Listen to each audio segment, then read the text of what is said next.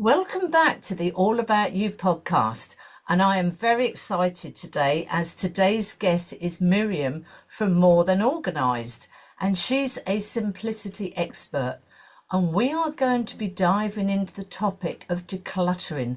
Miriam, welcome to the podcast. Hello, Sheila. Thank you for having me. Well, I'm very excited about this conversation because we did have a conversation a few weeks ago, and I love a bit of decluttering, I have to say. Now, decluttering seems to be having a bit of a moment. Decluttering is far more than buying some fancy boxes, a load of hmm storage equipment, hiring a storage locker, and just shoving all the stuff you don't want basically somewhere else so it's out of your sight. We got a Yes. lot to cover, Miriam. So where do we start with decluttering? I think what you just mentioned is a great way to start. There is a distinction between storage and decluttering.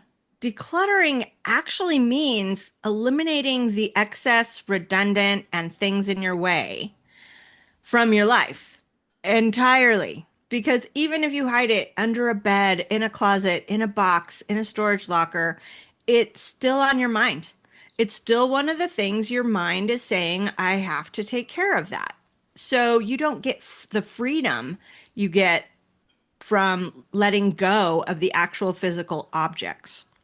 So that would be the first mindset I would wrap around it, where can I completely let go of things that I no longer do?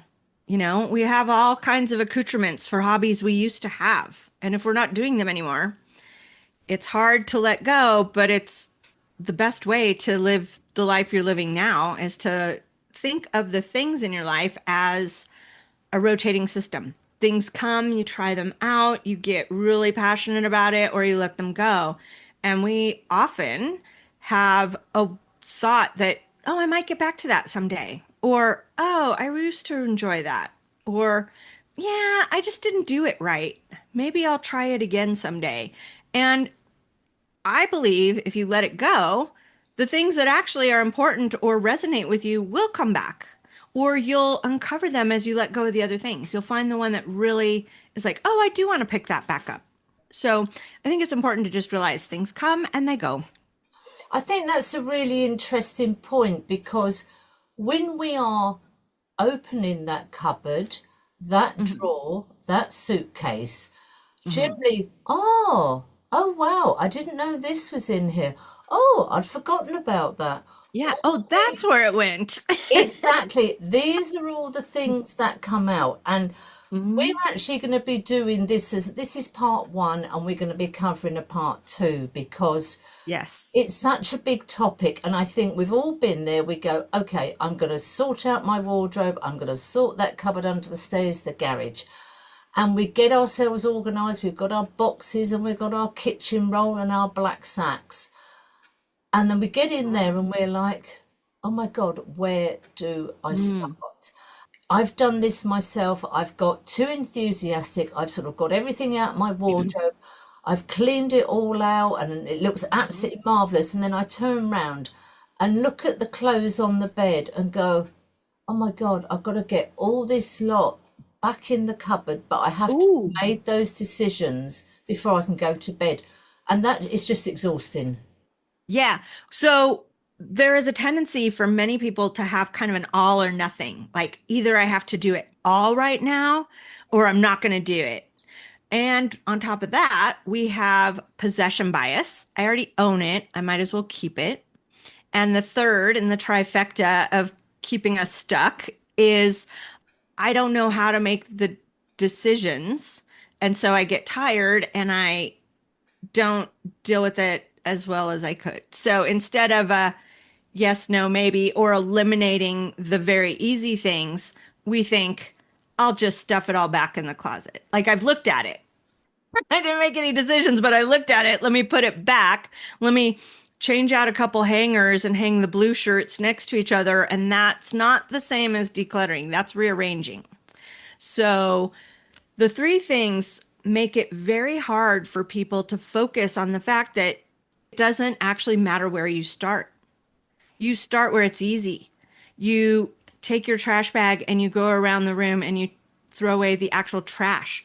The amount of packaging and broken things that people hang on to because they can't decide if they should put it in the trash on the day it happens.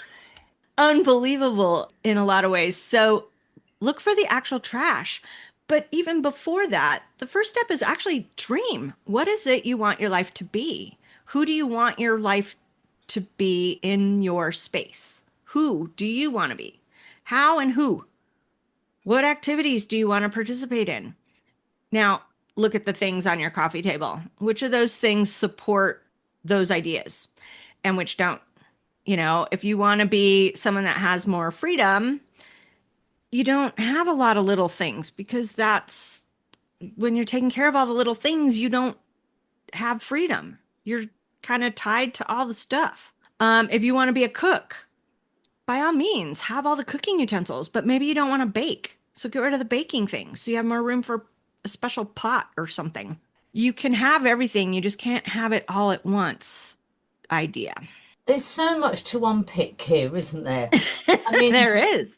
it's the physical side of picking up whatever it is. Have I used this? Okay, I Mhm. don't use it very often, but I paid a lot of money for this. That's the That, possession bias coming in. I already own that it. There's a cost, there's an opportunity cost involved on the other side. What is it costing you to keep this? How much is that storage unit costing you every month? I have clients that pay like $1,000 a month just for storage units. And it's like, but you haven't been here in 2 years.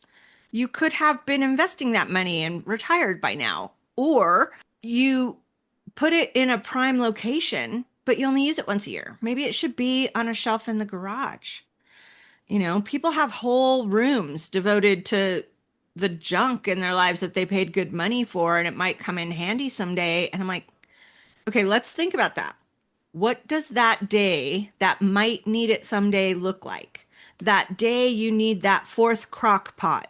Where is that happening, right? Where is it raining? Is it a Tuesday? What are you wearing that day? Who's coming over that day? Like what's the circumstance that you need that one extra screw that came with the furniture you already put together and has been serving you well for 10 years? When are you going to need that again? So it's looking at it from the bigger picture of your life.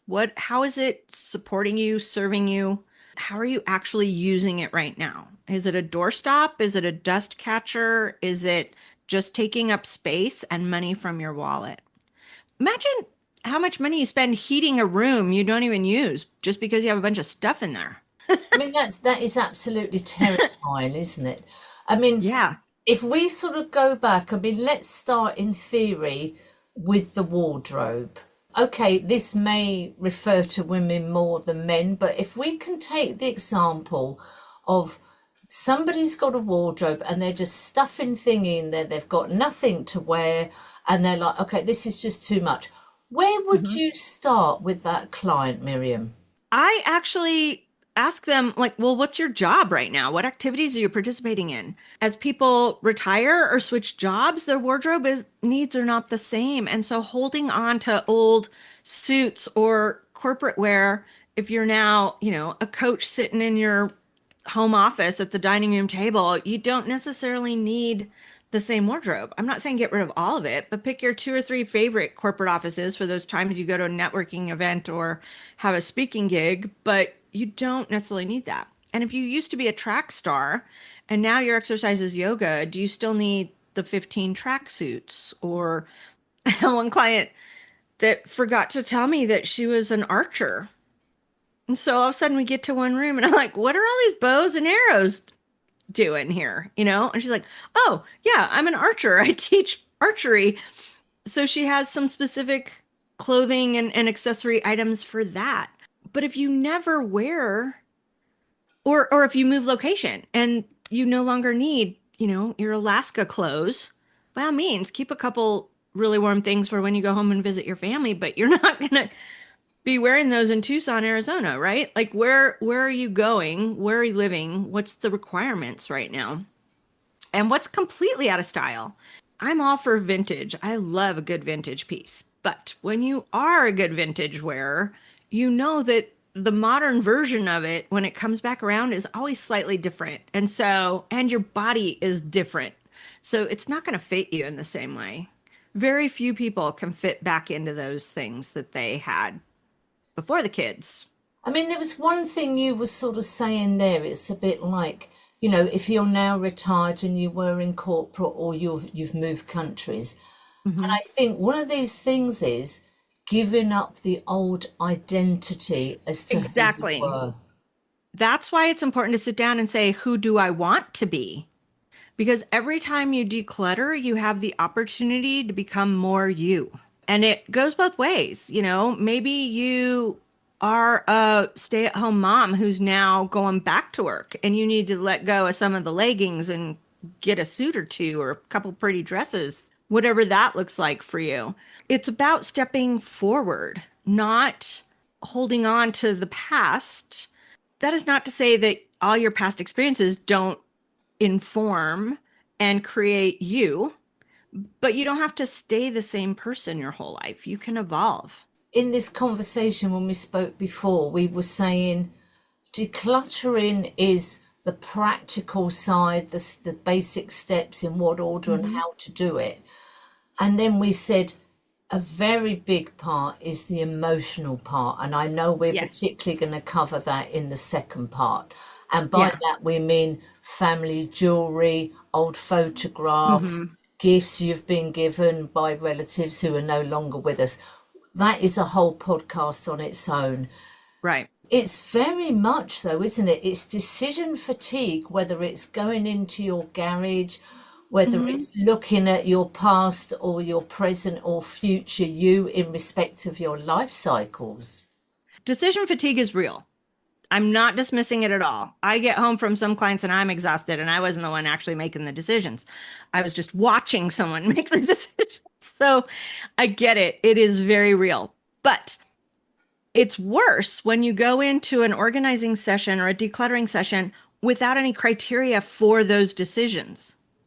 That's why it's important to know who and how you want to be in the future and what things you need become that. Then you know what to do. Like, do I still need this bright pink lipstick from the 80s that I found in the bottom of my drawer? No, I am not that person anymore. Do I still need this, crop top from the 2000s? No, I am not that person anymore. So having criteria makes the decisions much easier. Is this something I'll ever use? No, that's the one that made me break out. Okay, let go of it. Oh, do I still need this? No, it's ripped. Okay, see? Easier to let it go. I'm not ever going to tell you you have to let go of anything, but you need to become empowered in your decision making. And that means practicing. So we practice on the easy stuff first. Like I said, you start with the actual trash. Then you move to the things that you already know you don't need moving forward. And you get rid of the things you don't like. Because this is not about deprivation. This is about setting your environment to support you. So if you have make do items or things you bought because you thought it would work and it didn't, it's time to let those go too. And you can keep a running list while you go through that. Oh, this shirt really didn't work. Like it came and tucked all day long, but I need another kind of shirt like this that works. You add it to your list and then you're not depriving yourself. You're just creating your ideal life now. Got a vision in my mind of before you even attack the wardrobe or the garage, you just Hmm. sit down with a piece of paper and a pencil and a cup Hmm. of coffee and go, okay, what am I trying to achieve here?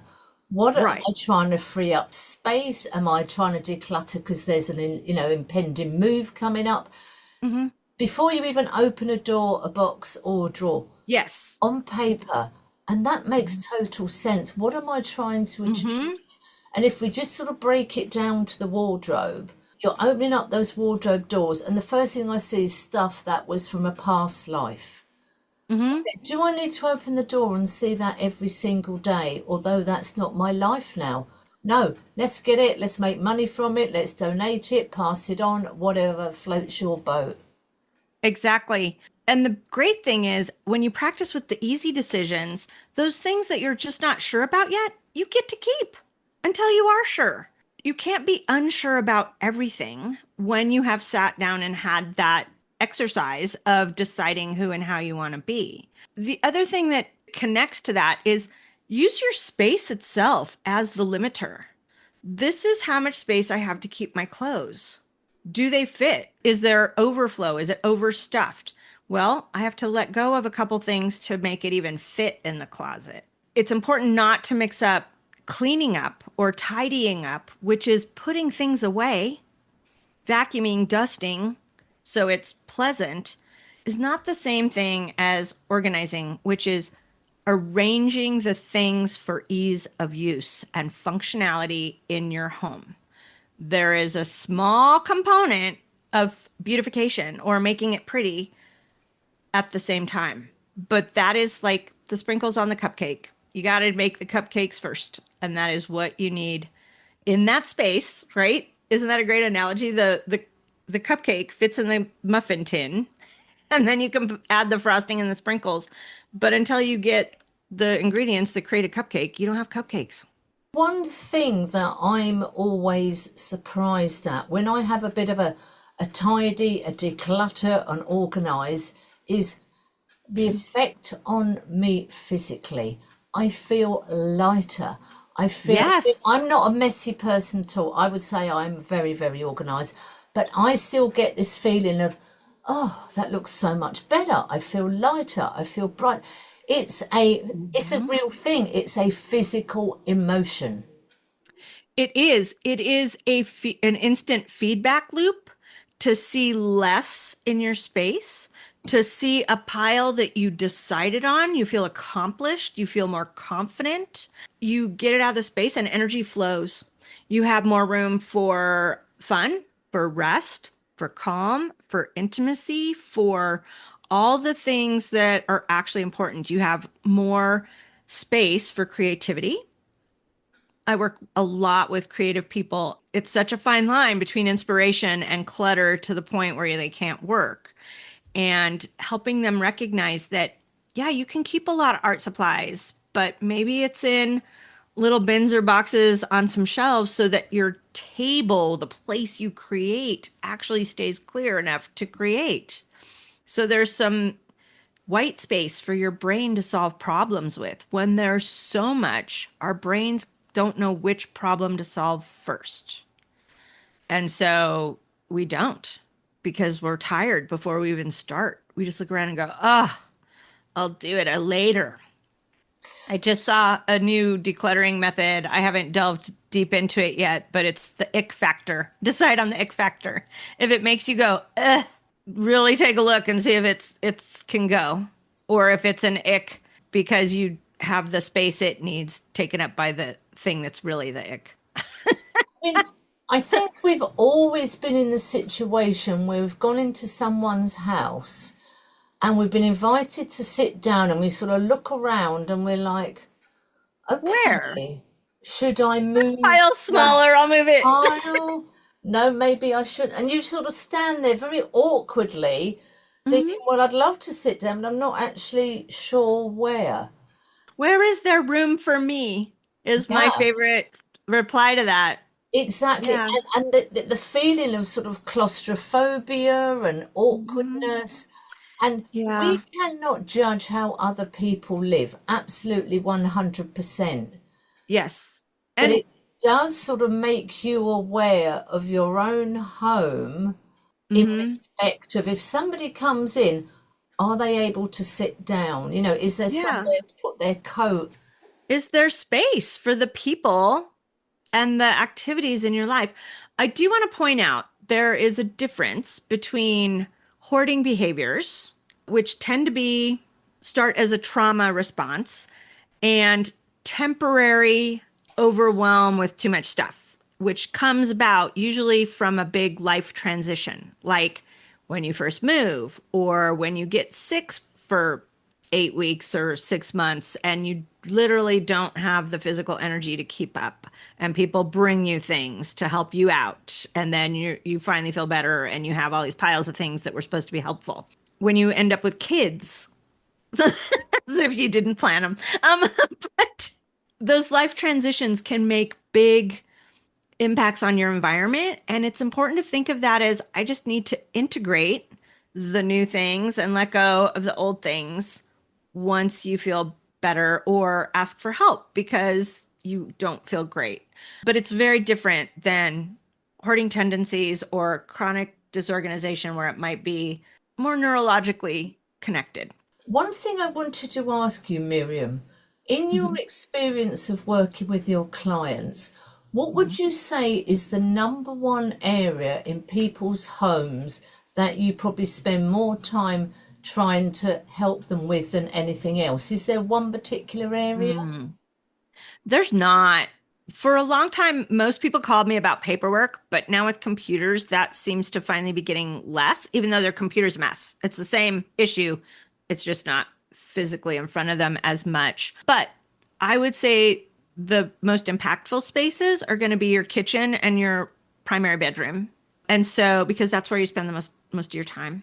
The living room tends to be kind of cluttered, but it's that very transient clutter. It's like you bring a snack in, you bring a game in, you sit down, you do a thing. And if you actually just tidied, which would be picking it up every night and putting it away, once you have homes defined, living rooms typically take me like an hour, whereas kitchens and master or primary suites can be 12 hours, 18 hours. Not always, but I mean, that's where people kind of stash their stuff. Yeah, because I mean, particularly the kitchen, it tends to be a dumping ground. We've all got one of those Hmm. drawers that just Yeah. all else fails, just shove it in the drawer. I mean, one thing I found which has come across my radar over the years is sort of the one in, one out system. Mm. If you buy a new whatever, you've got to get rid of the old one or donate something or get rid of something in that sort of group. Yeah, I find that rule makes a lot of pressure. So there's two rules of organizing that have been appearing in magazines and books for the last 80 years, maybe even longer. And that's the one in, one out. What if you buy something new and it actually replaces five or six things?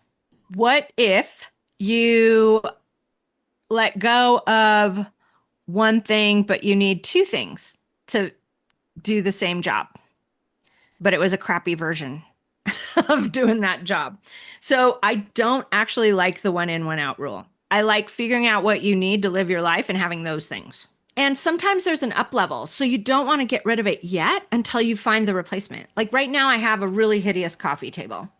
I know exactly the coffee table I want. I'm trying to manifest this beautiful mid century coffee table. I keep going to antique stores and resale shops and arriving like 5 or 10 minutes after it's been the one I was hoping for has sold to someone else. So I'm still on the hunt, but I'm living with one I don't really like in the meantime.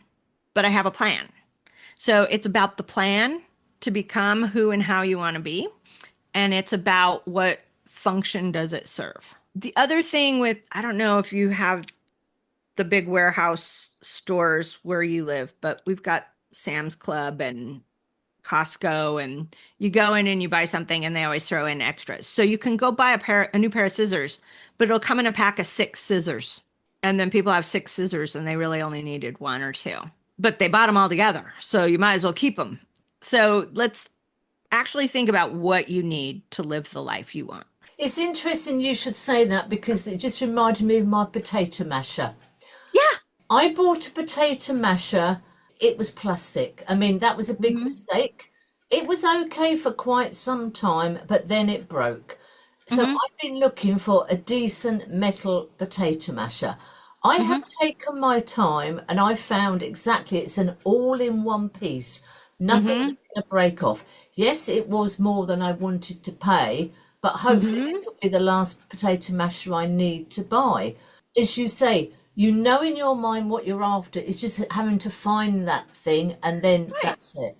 And Yeah. how much more fun is it to go on a little hunt for the thing than to just buy a bunch of stuff because you need a thing and none of the stuff you just bought solves the problem Yeah, you it's actually getting the went to prize. solve? It's getting that prize. Right. So shopping with more intention actually keeps you from getting too much clutter as well. But the potato masher is particularly funny because I didn't have one for a long time. I used a mix master and then I broke my pastry blender and I was at the store one day and I realized that if I bought a cool enough potato masher that had the right spacing on it and it was metal, I could also use it as a pastry blender.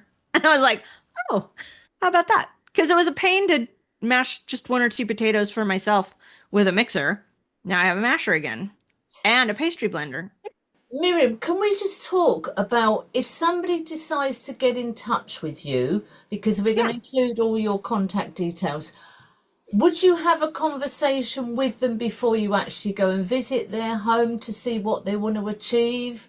I do. I spent a lot of time doing free in-person consults and about the second year of my business, I realized everybody had the same issues. So I don't need to actually see the physical space. I have to hear what they think about their stuff. I have complimentary discovery sessions where we figure out what their situation is and what they're trying to achieve, and if we're a good fit to work together or point them in the right direction of which of my various programs would be a good fit or recommend someone else a different direction for them entirely. But yeah, it's about discovering who and how they want to be instead of where they're at now. Miriam, we're going to do a part two. Hmm. And in the part two, we're going to be talking about really how to go about decluttering, because we've Yep. scratched the surface today. We've got a few examples, but then Hmm. we're going to get on to the nitty gritty. We're going to be talking about you've decluttered the kitchen, the wardrobe, you've got your training Hmm. wheels. Now, this is when it gets tough. The heirlooms, family photographs, gifts that have been given to you by people who are no longer with you. This is where the emotion gets in, and this, I think, is the hardest part. Yes. It is, but it's not. It's just we've not been taught the right way to think about it. So it's another mindset shift that once you make it, makes it much easier. You've practiced all the easier decisions, and now you get to take that empowerment, that confidence into an area that's a little bit harder, and you won't give up because you know the process. To me, this is the hardest part, and I'm actually going through this stage now with Hmm. family photographs. And I'm basically taking a photograph, email it to myself, and then writing what information I know about with the photo. And I have to say, the joy in doing that Hmm. little project, and I have said this to so many people, is just I'm just enjoying it. I'm reliving memories. I'm racking my brains. I'm enjoying that process, and to me, that's working really well. That may Yeah. work for some people. For me, it's great. I love it. But yeah, that the family stuff is tricky. And there's a few different approaches. I love that you found the story approach because that's my favorite as well. But not everybody likes story to the same extent. And so we figure out what your entry point into the memorabilia is and we'll go from there. I love that. Miriam, we've just scratched the surface today, but I think we've covered a lot. I think we have Yes. definitely got a lot of pointers there. We're going to meet again next week and we're going to record part two. So, Miriam, any final words before we finish? No, it's just time to sit down on your couch, look around, and write some notes about who and how you might want to be. I love the way you've given us homework. Miriam, that's brilliant. It won't be graded. It's fine. Oh, okay, Miriam, thank you so much. Oh, you are welcome. See you next week. So I really hope you've enjoyed that conversation with Miriam. I've got a lot out of it, and I know the second part is going to be tricky, but Miriam's going to guide us through it. So thank you for listening to this podcast. And if you want to tell your story, please contact me on allaboutyoupodcast@yahoo.com and let's tell your story. And really, please make some notes about decluttering in your life, what you want to achieve, how you want your life to look, what chapter of your life are you in now. Miriam's given us such interesting information, and I love the way she's left us with some homework.